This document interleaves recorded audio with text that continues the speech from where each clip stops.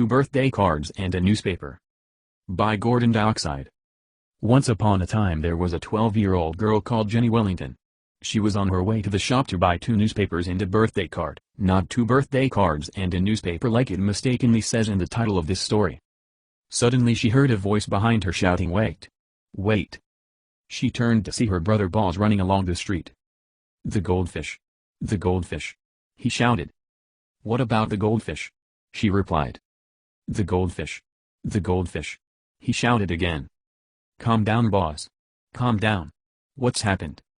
Boz took a deep breath. "The goldfish bowl has fallen off the shelf and smashed into many small pieces. They're all dead. They're all dead," he cried. "I've told you before," she said. "They are not goldfish, they are carrots. It's part of a school science experiment to see what happens when you keep a bunch of carrots in a bowl of water." "Oh," said Boz, "what does happen?" "Nothing," she said. "Well, not until your brother comes and knocks them off the shelf." I didn't. Boz repeats nearly everything he says. Meanwhile, back at the house, the carrots were not dead. They were very much alive. There were 5 of them and they all had similar names: Orange 1, Orange 2, Orange 3, Orange 4 and Orange 856. Orange 3 was the leader, and he was leading them out of the kitchen and into the garden. They were looking for Mr. Wellington's vegetable patch. After a couple of minutes they found it, and spent the next 2 hours freeing all the carrots from the soil. They now had a carrot army with 600 soldiers and their mission was to take over the world. They wanted carrots to be in charge and humans to be their slaves. Orange 3 changed his name to General Orange and ordered his army to spread out and attack any humans they came across. The first human to appear was Mrs. Mabel Wellington, the mother of Jenny and Boz and wife of Mr. She was hanging out the washing. The carrots surrounded her and started to close in, leaving her with no escape route. Just as they were about to pounce, Mrs. Mabel looked down and said, "Who's left all of these carrots on the ground?" She picked them up, put them in a big saucepan and boiled them up for dinner. That was the end of the carrot army and 599 of the nasty orange root vegetables. But their leader General Orange had managed to escape and he was now hiding in the garden shed. The garden shed had been built 50 years earlier by a man called Jim Shed. Jim is short for Jimmy, which is long for James. Jim was a really nice man. Every day he would build a new shed and give it to someone, even if they didn't want it. Once he built 4 sheds in one day, which is still a record for the Northern Hemisphere.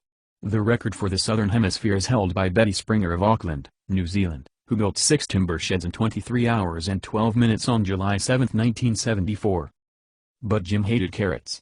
He had hated them ever since his mother had tried to force-feed him raw vegetables for breakfast on his 7th birthday. He took a vow to destroy every carrot in the land, every carrot in every other land and every carrot in the sea. For 49 years he built sheds in the morning and destroyed carrots in the afternoon. The evenings were spent on other activities. When he eventually retired from his shed and carrot work, he took a part-time job at a village shop. And that's where he was working when Jenny Wellington walked in and asked for 2 birthday cards and a newspaper. She was meant to ask for 1 birthday card and 2 newspapers, but she was all confused because of Boz and his goldfish problem. "How's your shed?" asked Jim. "Fine," said Jenny. "Good. I built that shed 50 years ago." "I know. You tell me that every day." "Can I come and check it over this afternoon?" he asked. "Yes, if you think you must, but please don't go attacking Dad's vegetable patch like you did last week," she replied. So later that day, Jim Shed arrived at the Wellington house. He was pleased to see that the carrots had all disappeared from the garden. Now he was heading for the shed. The shed that was now the hiding place of the evil General Orange. General Orange the carrot. How would he react when he saw it? Would he go mad with anger? Would he collapse in tears? Let's find out. Jim opened the shed door. He stepped inside. He looked around. He moved slowly towards a large box in the corner. He reached out a hand to lift the lid from the box. Suddenly there was a loud bang. He looked around to see Superman flying through the window. Except it wasn't the real Superman. It was Boz. And Boz was wearing the new Superman cape that he'd got for his birthday. This distracted Jim, and General Orange took his chance to leap out of the box and attack. A great battle followed until Boz managed to overpower the evil carrot and bury it deep underground. Jim said that Boz was a hero. Boz went inside for his birthday tea and told everyone that he was a hero.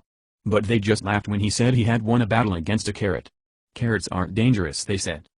"But we know that some are dangerous, don't we? Especially General Orange. Let's just hope that nobody ever digs him up and puts him on your dinner plate."